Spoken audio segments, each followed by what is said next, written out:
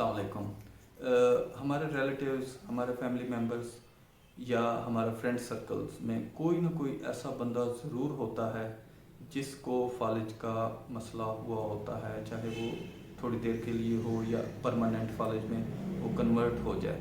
تو اس کے لیے تقریباً 6 ماہ پہلے پنجاب گورنمنٹ نے ایک انیشیٹو لیا تھا کہ جس میں ایک فالج کے لیے ایک انجیکشن ہوتا ہے، ٹی پی اے کا انجیکشن، وہ انہوں نے ہاسپٹلس کی ایمرجنسی میں اویل کروانا شروع کیا تھا کہ اگر کسی بندے کو خدا نخواستہ فالج ہوتا ہے اور وہ اپنے قریبی کسی بھی tertiary care hospital, tertiary care مطلب جو بڑے ہاسپٹل ہوتے ہیں ڈویژن لیول پہ، تو ادر 4.5 گھنٹے کی ونڈو کے اندر وہ بندہ وہاں پہنچ جاتا ہے تو اس کو ٹی پی اے کا انجیکشن جو ہے لگ سکتا ہے اور اس کو فالج کو پرماننٹ ہونے سے بچایا جا سکتا ہے۔